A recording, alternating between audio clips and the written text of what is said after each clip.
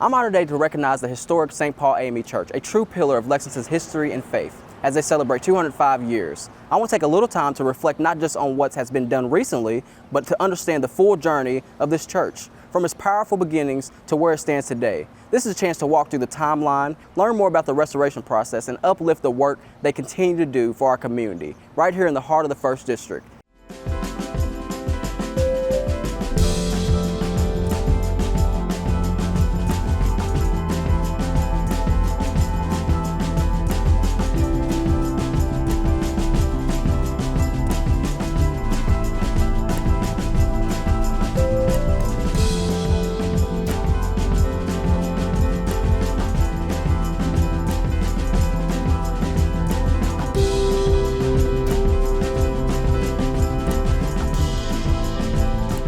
We're sitting here at the historic St. Paul AME in the heart of the 1st District, and I'm sitting with Priscilla Sullivan. Miss Priscilla Sullivan, and we're here to talk about all the great things happening at the historic St. Paul AME, both from the past but all the way up to the present. So let's talk about a little bit about, as we're talking about that history, let's talk a little bit about how it become a spiritual and historical landmark in Lexington.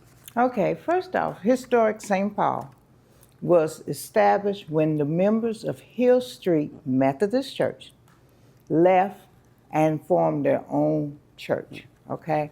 It was in 1820. They were able to purchase the land for $280. Wow. They built the building in 1826. And of course, they finally owned it in 1827 from a banker named Charles Wilkins, who was also a saltpeter at Mammoth Cave and a trustee at Transylvania University.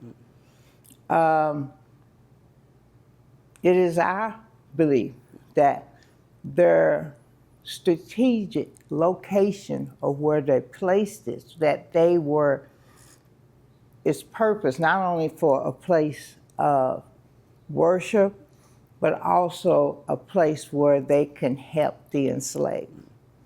The building itself has an enclosed, hidden area above the ceiling, and that's where they were able to hide the enslaved. This was a well-kept secret, okay? This area, the hidden room, was not known to the community, I believe, until 1978. Wow.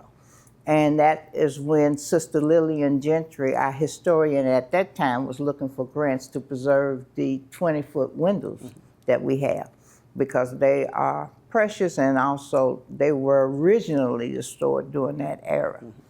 We believe that we were probably instrumental with the escape of Lewis Hayden and his family. Lewis Gerard Clark, who is the character George Harris in the Harriet Beecher Stowe Uncle Tom's Cabin. He came here, I believe, twice, I do know, twice in his writings. One to get one of his brothers who had already escaped, and he did find his younger brother. And in his writings, he came to Lexington. Now, when his wife passed after the Civil War, he came back here and lived. And when he passed, his funeral was held here. He became the first man of color to be able to lie in state in the state of Kentucky. Oh, well. And so those associations that we can clearly say that we were in the business of saving those who were in the slave. So in this community, from pre-Civil War all the way through today, our church has been very involved in education, social justice, and that's basically what is found in of the African Methodist Episcopal Church. Wow, that is beautiful. That is beautiful.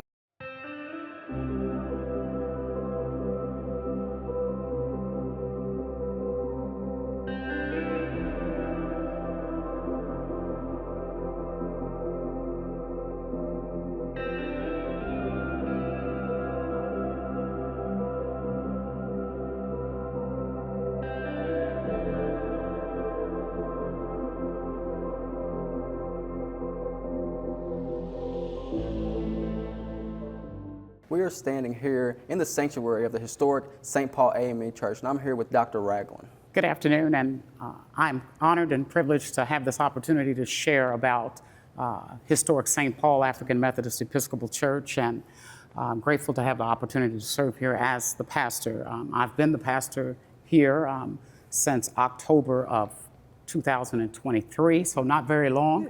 I was appointed by the late Bishop E.N. Henning Byfield, and since I've been here, I've been known that I am the first female pastor of this church in its 206 years of existence, and so I count that an honor and a privilege to be able to serve such a great church.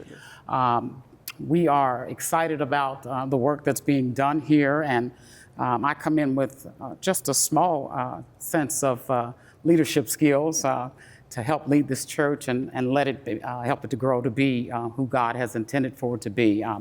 The AME Church itself has come out of an existence where its mission is to serve the community in whatever fashion that is needed.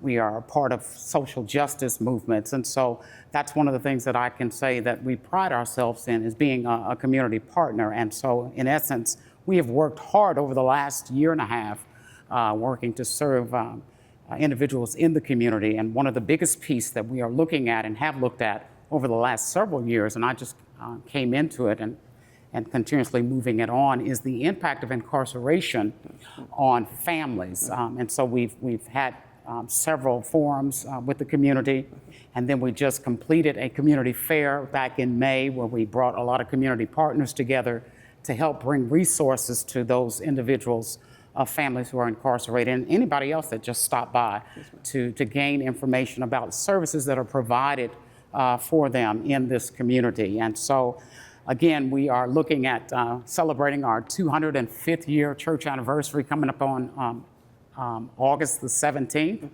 And of course, it's open to the community, so you're more than welcome to come and visit with us. Our theme for that day is building on a firm foundation, which ties in with the theme that was that the pastor put out when I first came here about let's rebuild God's house God's way. And so in essence, we are working to not so much be just of help to those who serve in this church, but realizing and knowing that this church is a part of the community and we're here to serve the people in the church. What are some of the current ministry and outreach efforts or programs that the church is leading in this community or plans to lead? Again, we go back to the community fair, providing resources. We have also been able to help the New Life Day Center, along with the district, and providing items that they need over there. Our hope is to begin to have an outreach ministry where we're serving food to the community as well.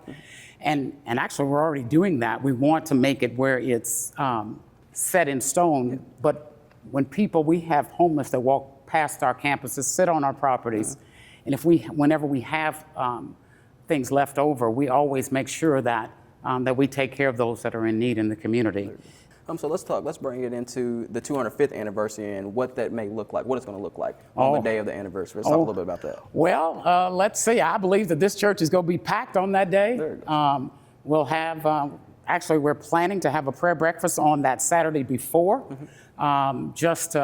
again, bringing the members together. There'll be family members of the church members that will come back.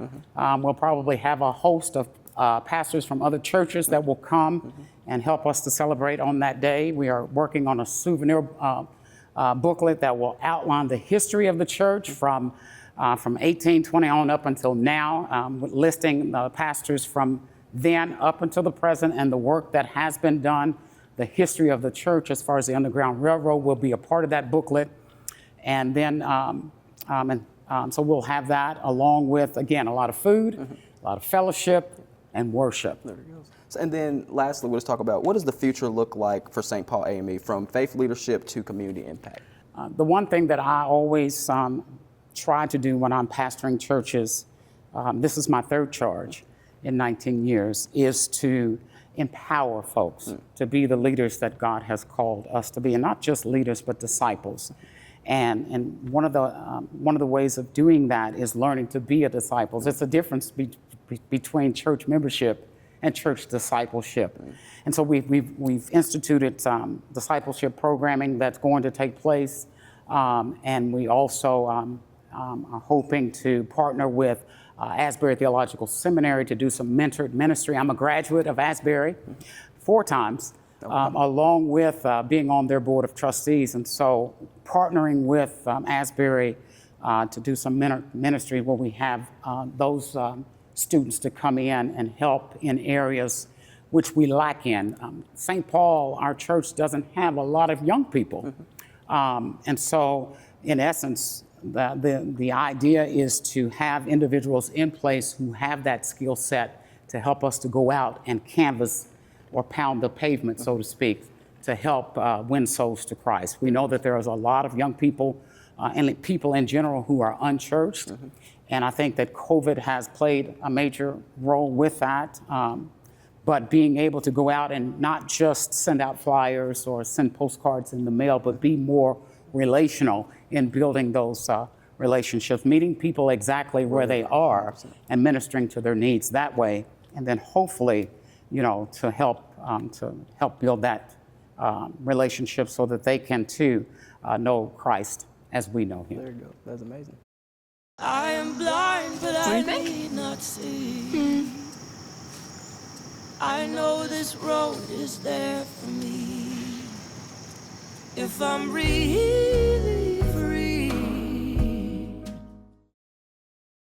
How's it going? We're standing here in the Byway Alley right outside the historic St. Paul AME Church, and I'm here with Mr. Clarence. And like Tyler said, we're standing here in the Byway, historic Byway, which plays a significant role in the Underground Railroad as well. So as you can see, this byway leads all the way down to the courthouse, and you can see, the top of the courthouse itself. And then as we move on down the alley, just some significance of the church. The original brick is on the church. The architecture is Gothic Revival. As you can see, the high arch ceilings, tall windows, and things of that nature. So, and like I said, the original brick is here. Some of the mortar, like Priscilla had mentioned early on, a lot of the mortar is deteriorating. It's turning to sand, so it's going to have to be tuck pointed, pretty much. So, and then as we walk further on down the alleyway here, this is some of the you can see some of the remnants of the foundation of the actual stable that it was built upon.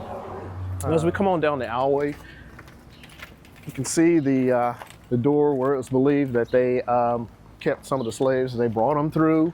Our thinking is they brought them to the church, brought them through this door here, and then up to the upper room.